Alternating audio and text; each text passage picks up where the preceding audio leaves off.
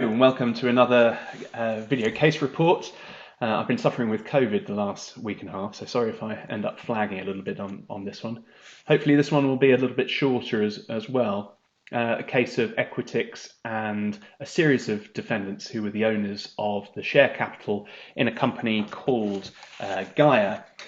Gaia owned two biomass boilers and had the benefit of a contract to sell steam to another company called Green Energy, who presumably were generating electricity from the steam that was produced. Equitix wanted to buy the share capital in Gaia and entered into a share purchase agreement with the defendants. And as is normal in cases like this, the share purchase agreement contained a number of warranties as to the financial performance of the company, the performance of the plant that was being sold. And the issue was whether or not those warranties were false. Interesting case for Chambers, because we had teams of barristers both for the claimant and for the defendant, Richard Coplin and Tom Coulson for the claimants, and Simon Hargreaves QC and Charlie Thompson for the defendants. There's not much use in going through the detail of the warranties and the specific issues here. Safe to say that for the purposes of us as lawyers, there is an exhaustive narrative of the chronology that has obviously been created from the disclosure in the case, from the cross-examination, many findings of fact that have obviously been made during the course of the judgment, which give a very one-sided view of what was going on here, both before, as to the performance of the company before the share purchase agreement became effective, and also in the period afterwards. It can often be wrong to assume in those circumstances that the case was anything other than finely balanced on the facts, although in this case it certainly appears that the warranties were false, and obviously false. For example, there was clear evidence that the environmental permits for the running of the biomass boilers had been breached, the emissions limits had been significantly exceeded, the capability of the plant and equipment had been exaggerated, and obviously the financial models for the future performance of the company were predicated on the capability of the plant and equipment that had been disclosed. There were also issues with the running of the plant. The boiler water quality was poor, and that was causing damage to the boiler. There was overdosing of urea and lime, and there was also a failure to disclose that Green Energy, the company that was purchasing the steam, had valid grounds for terminating the contract, which ought to have been disclosed at the time of agreement, but were not. And this was all down to the poor performance of the boilers and the failure to meet the steam targets that had been set out in that contract.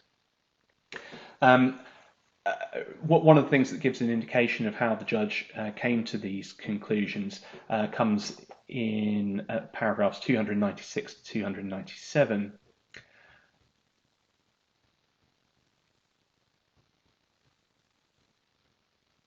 And here we've got the issue about the capability of the plants and equipment came down to whether or not the 8 pages relied on by the claimants of log entries as to the performance of the plant, how it came to be that these were relied on. And it shows that one of the defendants, Mr. Dickinson, went to considerable lengths to make sure that the 8 pages that had been received was a selected sample, and that he took steps to try to make sure that there wasn't a full and complete disclosure of the performance of this plant. And here he says, paragraph 297, Mr. Justice Kerr concludes that he's satisfied from disingenuous emails and consequent admissions of untruthfulness in cross-examination that the pages were selected carefully. His evidence that Arup, who were the consultants brought in by the claimants to carry out due diligence on the plant, his evidence that Arup spent hours looking at logbooks and boiler water records was unconvincing. Why did he take care to subsequently to manage and minimise the flow of information to Equitix if it was the case that Arup had full access as he suggested? So clearly these it shows you how cross-examination of an individual witness can have quite a profound effect on the outcome of a case, and that was certainly the case here. So a series of breaches of warranty, and so it came to assess loss and damage. Now, typically in a case like this, loss and damage is assessed by reference to the market value before, the market value of the asset that you bought at the time against what the purchase price would have been, or what the value of the assets would have been had full disclosure been made, had there been no breach of contract but for the breach. And at 323, the starting point in the purchase of shares, or the purchase of really any equipment, is that the best evidence of market value is the price paid for the asset, particularly when you're dealing with experienced, willing parties bargaining hard at arm's length in a tense negotiation. Now, the defendant in this case the defendants tried to raise all sorts of challenges to suggest that the purchase price was higher than the true market value. All of those were rejected. At paragraph 339, the judge goes on in what is a fairly good summary of his conclusion. A prudent approach to investment does not mean that an investor must assume that everything will always turn out for the worst. That's essentially the basis of the defence that was being run. An investor acting prudently can, without doing violence to the language of the International Valuation Standard, equally weigh in the balance external market factors that could encourage green energy to keep the contract going. This was all about whether or not the risk of green energy terminating the contract had been adequately assessed. It says, case law and common sense all treat the price paid as normally the best evidence and indication of market value on an as-warranted basis. I can express my conclusion briefly. I find nothing in the defendant's arguments, nor in the expert or lay evidence on which they're based, to displace that norm. In my judgment, the most persuasive evidence is not that relied on by the defendants at the end of the trial in written and oral closing submissions.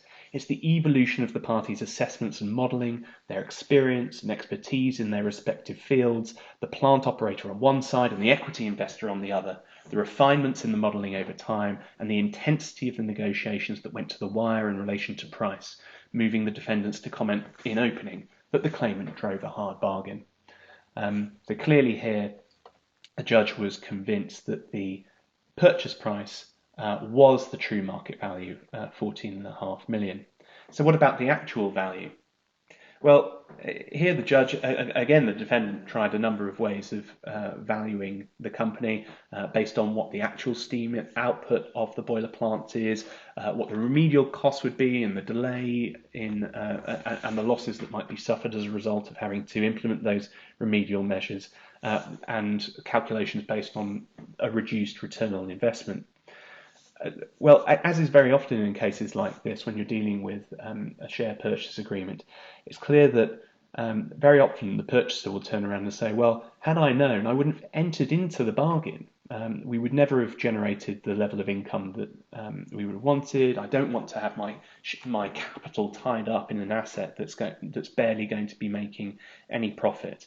Now, the only difference in this case is that you've got a physical asset there, whether or not it's as productive as you want it to be or not. There is still that physical asset. So what the judge had to work out was whether this was a total loss or not. And he was ultimately convinced that because there was this physical asset, it was appropriate to come up with some valuation of that asset. And he deals with that at paragraph 339. Sorry, not 300, 379 to 380.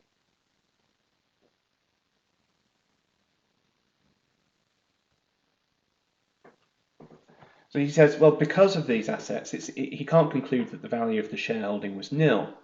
But he says a hypothetical purchaser could have asked himself, Can I be confident of not losing money from this investment provided I pay less than the scrap value of the physical assets? No, that's a pretty low bar. And he ultimately comes up to a valuation of around £1 million, but weighing up things as best he can. It's not a precise valuation by any stretch, but it shows how judges, even in High Court cases, are willing to apply a sort of Solomon's justice to these sorts of assessments, and comes with a valuation of £1 million as the scrap value, set against the £14.5 million that he finds to be the true value. In terms of assessing loss and damage, here's the assessment of the position. In cases of breach of warranties of quality, the measure of damages is generally the difference between the as warranted value of the shares purchased and their true value. That measure represents the difference between what the vendor promised and what the vendor delivered. So in this case, the loss is 13.45 million.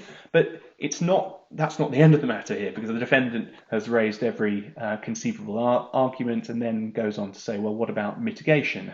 Have you failed to mitigate the loss by, for example, failing to carry out the remedial work, trying to make the most of the asset that they possibly could? Could they have avoided the later termination, for example, of the of Green Energy's contract with Gaia?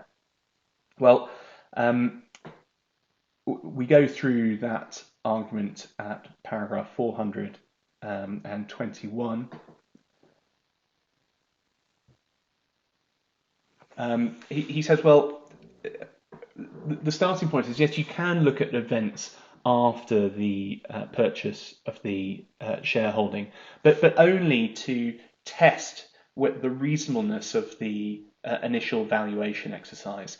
And he says this is an orthodox and uncontroversial answer. It's permissible and appropriate to look at subsequent events as a cross-check in respect of the reasonableness of any forward-looking consideration relevant to the shareholder valuation exercise. But even though in this case there was a contractual duty to mitigate any loss, he concluded that it was wrong to look at the issue of mitigation, because the loss crystallizes at the time of the purchase of the shareholding, and subsequent events are irrelevant to whether or not you've in fact suffered that loss. My view in the present case is one where, subject always to the issue of mitigating loss, to which I'll return shortly, the court should not allow hindsight to play a part in the share valuation exercise, which I've already undertaken on a conventional basis without recourse to hindsight other than a cross-check. Risk was allocated between buyer and sellers by the warranties of quality. On the question of mitigation, in my judgment, Equitix is right to submit that there's no room for the common law doctrine of mitigation of loss to operate. As the defendant rightly points out, the doctrine is not, as is often described, a duty to mitigate loss in a strict sense. It is a rule that avoidable losses are irrecoverable if the claimant acts unreasonably by not avoiding them. In a normal share valuation exercise case such as this, where the measure of damages is the ordinary one for breaches of warranties of quality, steps taken or not taken by the buyer to mitigate its loss after the purchase are simply irrelevant and of concern only to the buyer, not the seller. The loss is already crystallised at the point of purchase. And I think that's the key takeaway in terms of the law that we might take out of this judgment. The claimant was successful to recover its losses, subject to a liability cap of 11 million that was admitted.